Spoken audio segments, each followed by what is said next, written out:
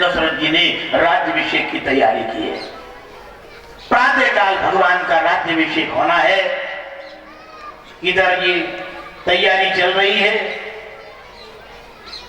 मंत्रा को पता लगा, ध्यान देना, जब मंत्रा को पता लगा तो मंत्रा को एक बार भगवान राम ने पकड़ करके खींचा था और पिटाई लगाई थी। ऐसा कहीं किसी कल्प की घटना रही होगी। पादौ गृहीत्वा रामेण कर्षिता सापराधतः, पैर पकड़ के खींचा था मंत्रा को। तेन बैरेन सारामम, उसी बैर से बोले वनवासम च कांक्षति। ये मंथरा, कोई एक बार ऐसी घटना घट गई, वो मन में बैर भाव राम से साध के बैठी है और राम का राज्याभिषेक सुन करके दौड़ी दौड़ी केके के पास चली गई और जाकर के केकई तुम समुत्तिष्ठ राम राज्याभिषेचनम मरणम तब पुत्रस्य ममते नात्र संशय। वो तुम सो रही हो, अयोध्या में तैयारियां हो रही है राज्याभिषेक की, और तुम भी मरोगे और हम भी मरेंगे और तुम्हारे भाइयों को मरवा डालेंगे। जानते हो राम राजा बनेंगे तो बड़ा गड़बड़ हो जाएगा। जब कुंचा कुबड़ी ने इस तरह से कहा तो केकई ने पहले तो डांटा, किंतु उसने नहीं, वो तो बड़ी विलक्षण ढंग से स्त्रियों की शैली होती है, उसने समझाया केकई को, बोले तुम बिल्कुल इस समय गफलत मत कर देना, ये मौका है। क्या करूं तू बता तो सही। बोले करो क्या, भरत द्वयम तदा प्रादा। बोले तुम एक बार युद्ध में गई थी संबरासुर का, जब युद्ध हो रहा था, दशरथ जी देवताओं की तरफ से सम्रांगण में युद्ध कर रहे थे, उस समय तुमने दशरथ जी के साथ सहयोग किया था। उस समय रथ की कील निकल गई थी, अपनी उंगली डाल के रथ को सुरक्षित रखा था। और उस समय दशरथ ने देखा तुम्हारे पराक्रम को, साहस को, तो दशरथ ने कहा था कि देवी तुम वरदान मांग लो, तो वरदान देने के लिए कहा था। वो वरदान उधारी में पड़े हैं, अगर उनको मांग लो। तब तो केकई बोली ये ठीक नहीं है, बहुत कुछ कहा पर नहीं मानी, मान गई, उसकी बात की असर पड़ गया। और केकई की बात को आप जानते ही हो, वो कोफालय में को भवन में चली गई। दशरथ प्रातः का रात्रि में देखा, केकई के पास गए पूछने के लिए कि सुबह राज्याभिषेक होने वाला है, किंतु वहां तो को भवन में पड़ी हुई थी। केकई बहुत कुछ समझाया, नहीं मानी और कहने लग गई, बोले भरत द्वयम पूर्वदत्तम सत्यार्थम देहि मे नृप। अगर तुम सत्यवादी बनने का अपने अंदर अहंकार रखते हो, हम सत्यवादी हैं, तो आज दो वरदान जो तुमने देने को कहा है वो वरदान हमको प्रदान कीजिए। दशरथ जी बोले क्या चाहते ले लो। वो नहीं समझ पाए, बोले चतुर्दश समारामो बने बसतु संयदा भरतोत्राभिषेकिता। बोले पहला वरदान तो यह है कि भगवान श्री राम को 14 वर्ष का वनवास, और ऐसे नहीं राजसी ठाटबाट में नहीं, बोले तापस वेश विशेष उदासी 14 वर्ष राम वनवासी तापस्वी के वेश में रहे। और दूसरा भरतोत्राभिषेकिता, हमारे बेटे भरत का राज्याभिषेक हो। 2 वरदान। इतना जब सुना है महाराज तो, और आगे क्या कहने लग गई, इनकी जो ताकत है वो हम बता रहे हैं। बोले विषम पीत्वा मरिष्यामि दास्यसि त्वं न चेन्द्रप। अगर ये वरदान तुमने नहीं दे तो हम शैलपास की गोली खा के मर ही जाएंगे, जहर पी जाएंगे। आप कोई बात न मानो इन लोगों की, तो ये क्या कहती है, अभी देखो अभी हम खाते। सबसे बड़ा हथियार है। तो राजा मूर्छित हो गए, घबरा गए। उसी समय जब मूर्छित हैं, दशरथ बहुत कुछ समझाया बुझाया, नहीं मान रही, मानो रोष तरंगी बारी। अरे केकई किसी भी की कदर नहीं मान रही, तब तो भगवान राम को बुलाया और राम से सब कहा, सुमंत्र को बुलाया भाई ऐसी बात है, और कि कहीं के वरदान यहाँ पर स्पष्ट ही दशरथ जी ने राम को बुलाया है और इनको ले जाओ जंगल के लिए और भरत को बुलाओ। तो राम को सुमंत जी रथ पर सवार करके जब ले जाने लग गए, उसी समय सीता मैया आ गई, लक्ष्मण जी भी आ गए। बोले हम भी चलेंगे, हम भी चलेंगे। यदि बहुत समझाया ऊपर से राम ने, क्यों जाना तो साथ नहीं था, लीला साथ नहीं करना है। बाद में दोनों साथ में गए, श्रृंगवीरपुर पहुंचे और यहाँ दशरथ जी की स्थिति बहुत नाजुक हो गई। दशरथ जी भगवान के वियोग में अत्यंत दुखी हैं, बार बार मूर्छित हो रहे, बार बार होश में आ रहे। कौशल्या के भवन में पहुंच गए, केके के भवन को छोड़ करके। अब मरणासन स्थिति जब हो गई, उस समय दशरथ जी को अंतिम समय में अपने किए कराए का याद आ गया। दशरथ जी ने जवानी में एक अपराध कर दिया था, शब्दवेणी बाण के द्वारा श्रवण कुमार की हत्या की, जो अपने माँ बाप की सेवा कर रहा था, तीर्थ यात्रा करा रहा था। कौशल्या को सारी घटना सुनाई। बोले अब मैं बचूंगा नहीं, क्योंकि उन तपस्वियों का साथ मुझे लगा हुआ है। श्रवण कुमार अपनी माँ बाप की बहुत सेवा करते थे और एक बार जंगल से निकल रहे थे सरयू के किनारे से, तो वहीं पर माँ बाप को प्यास लगी। जब प्यास लगी तो श्रवण कुमार कामर रख करके पानी लेने गए। दशरथ जी शिकार खेलने गए जंगल में, तो पानी की जो कमंडल भरने की आवाज आई, दशरथ जी ने सोचा कोई जानवर है, तो तुरंत ही शब्दवेदी बाण छोड़ ही तो दिया। शब्दवेदी बाण श्रवण कुमार के हृदय में लगा, वहीं पर हाहाकार करते हुए श्रवण कुमार का शरीर छूट गया। आकर के दशरथ जी पानी लाए, दोनों तपस्वियों को दिया, श्रवण कुमार के माँ बाप को, किंतु वो समझ गए कि मेरे बेटा नहीं है, ये कोई और है। सारी बात बता दी तो साफ दे दिया। बोले पुत्रम बिना मरिष्यावस्त्वं च शोकान मरिष्यसि। बोले हम अपने बेटे के बिना आज देह त्याग कर रहे हैं, किंतु तुम पुत्रों के रहते हुए मरोगे। पुत्र मरेंगे नहीं, पुत्र जिंदा रहेंगे, किंतु फिर भी तुमको पुत्र वियोग में प्राण छोड़ना पड़ेगा। ऐसा श्रवण कुमार के माँ बाप साथ दे करके शरीर छोड़ दिया। वही बात याद आ गई। अब अंतिम समय दशरथ का हो गया, उन्होंने अपने प्राण को छोड़ा। भगवान के 6 बार नाम लिया उन्होंने, किंतु नाम लेने के बाद भी दशरथ जी मोक्ष नहीं हुए। तो नाम जीव से लिया था। राम राम कही राम कही, राम राम कही राम, वतन परिहर रघुवर विरह, राव गए सुरधाम। देवताओं में जाके पहुंच गए स्वर्ग लोग, मोक्ष नहीं हुआ। जैसे भगवान का नाम मोक्षदायक है।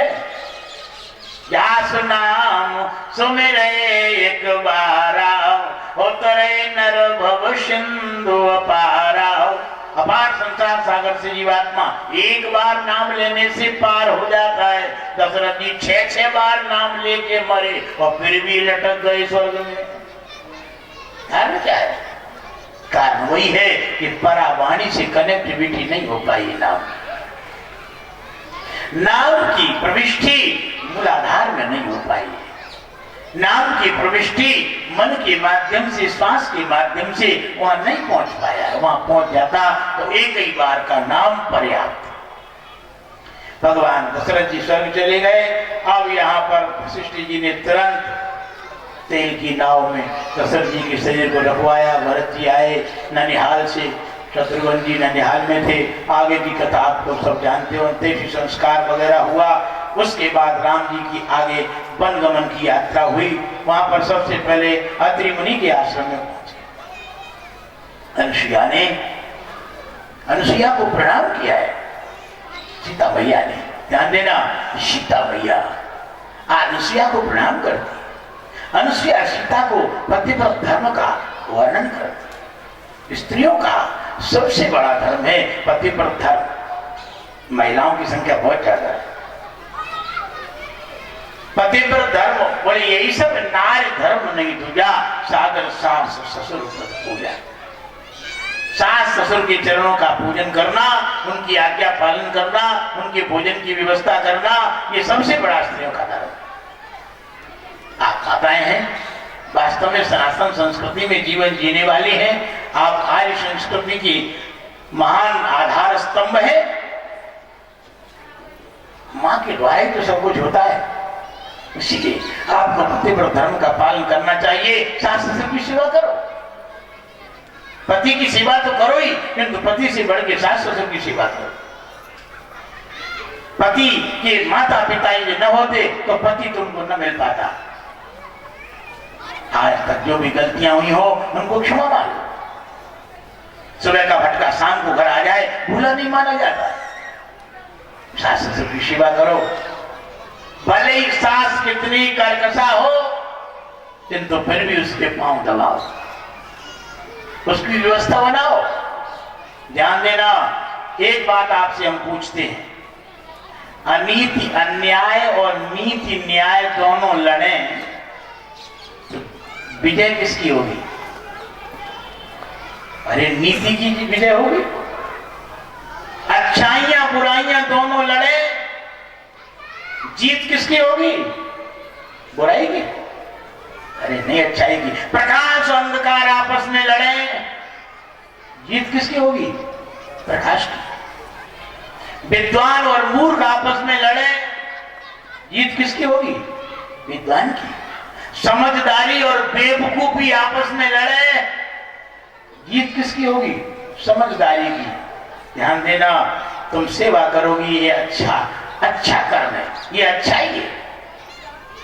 तुम सेवा करोगी और तुम्हारी सास तुमको गाली देगी तो तुम्हारा अच्छा कर्म इतना होना चाहिए कि सास की गाली बंद ही हो जाए, वो सास तुमको बेटी रूप में मानने लग जाए। ध्यान देना, बहुत बड़ी महत्वपूर्ण बात है। आप में जरा सहन शक्ति रखें और अपना त्याग दर्शावे और घर में सेवा भाव धारण करें। और आगे बताया 4 तरह की पतिव्रताएं होती हैं। एक तो पतिव्रता होती है कि सर्वत्र संसार में प्रत्येक मनुष्य के अंदर वो अपने, दूसरा दुनिया में कोई मनुष्य है, ये मनुष्य है तो मेरा ही पति, ये नंबर 1 की पतिव्रता है। उत्तम की स्पर्श मनमाई, सपने वहां पुरुष जगनाई। और मध्यम परपति देखे कैसे, भ्राता पिता पुत्र कहूं जैसे। मध्यम पतिव्रता वो है दूसरे नंबर की, सेकेंड क्लास की, कि उम्र में बड़ा है तो बाप के समान भाव आ जाता है, बराबरी का तो भैया आ जाता है, वह छोटा है तो बेटा का भाव आ जाता है। ये मध्यम दर्जे की पतिव्रता है। 2 की बात हम करते हैं, 3वीं जो 4थी की नहीं करते। पतिव्रता जानते हो शून्य में चल सकती है। पतिव्रता के सामने सारे ब्रह्मांड का संचालन करने वाले देवी देवता नतमस्तक हो जाते हैं। पतिव्रता को दर्शन करने के लिए बड़े बड़े देवता, बड़े बड़े ऋषि मुनि लालायित रहते हैं। पतिव्रता बहुत उच्च कोटि की होती है, महान पावर होता है उसके अंदर। जो ज्ञानी वेदांती और योगी अनेक वर्षों तक ज्ञान की साधना, योग और की साधना करने पर जो विवेक जागृत होता है, उसके अंदर त्रिकालज्ञत्व आता है, वो पतिव्रता पति की सेवा से हासिल कर लेती। भावात्म प्रसंग आया है। पतिव्रता सब कुछ बता देती है, सब उसके अंदर ज्ञान पैदा हो जाता है। तो पतिव्रत धर्म का पालन करो। अपने घर में जो भी नौकर चाकर है उनका ध्यान रखो। अपने घर के जितने सदस्य हैं उनका सबका उत्तरदायित्व आपका है। पति तो आपके पति परमेश्वर है ही है, घर के जितने सदस्य हैं उनकी भी सेवा पूजा करो। पतिव्रत धर्म सबसे श्रेष्ठ है। किंतु आपके दिल में एक बात और उठ रही है, वो बार बार किरण हमारी तरफ आ रही है कि तुम हमको ही कहते रहते महाराज जी पतिव्रत धर्म पालन करो, और ये बैठे इनको कछु नहीं कहते। इनके अंदर भी तो कोई धर्म होना चाहिए, है क्या नहीं? आपके दिल की बात। अरे भाई, आप लोगों से भी हम प्रार्थना करते हैं कि आप पति बन जाओ, पति बन जाओ। जब ये सती बनती है, महाराज भर्तरी जी तो नई रानी एक दिवंगत हो गई तो वे तो सता बनने के लिए तैयार थी, चिता में डलने के लिए। बोले स्त्री पर पति मरता है तो पत्नी सती होती है, तो मेरी पत्नी मर गई तो मैं सता हो जाऊंगा। तब गोरखनाथ जी ने बचाया महाराज, बड़ी मुश्किल से। आप भी पति बनो। ध्यान देना, पति उसको कहते हैं जो अपनी अर्धांगिनी की अंतर भावना को, अंतर संवेदना को, पल पल की खबर को समझे। दूसरे के घर को छोड़ के आइए। माँ के गोत्र, पिता के गोत्र को समाप्त कर दिया, आपके गोत्र में गोत्र मिलाया है, आपके शरीर में शरीर मिलाया है, आपके मन में मन मिलाया है, आपके प्राणों में प्राण मिलाया है, आपके सुख दुख में सुख दुख मिलाया है। इतना बड़ा त्याग कौन कर सकता है? आपकी अर्धांगिनी ने जो किया है। ध्यान देना, इसलिए जिसके घर में स्त्रियों की आंखों से आंसू निकलते हैं उसके घर में कभी बरकत नहीं हो सकती। जिसके घर में स्त्रियों को प्रताड़ना दी जाती है, जिससे घर में स्त्रियों का अपमान किया जाता है, वो जगदम्बा का रूप है। ध्यान देना, तुमको जो पत्नी मिली है यूं ही नहीं मिल गई। जगत का संचालन करने वाली महामाया, आदि शक्ति जगदम्बा, महाकाली, महालक्ष्मी, महासरस्वती की अंशभूता, ये तुमको पत्नी रूप में मिली है। इसका बहुत कुछ जिम्मेदारी तुम्हारे ऊपर है। कभी कष्ट न देना, कभी दुखी न करना।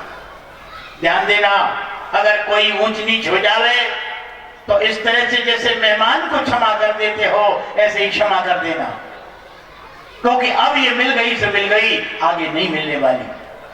जो सदा बिछड़ेगा दोबारा मिलेगा नहीं, उसके साथ कैसा बर्ताव करना चाहिए, उसकी हर प्रत्येक संवेदना को समझो, उसके सुख दुख को समझो, उसकी महत्वाकांक्षाओं को पढ़ना जिस पति को नहीं आता है, उसकी अंतर संवेदनाओं को जानना जिसके पति के अंदर जागृति नहीं है, वो पति बनना ही बेकार है।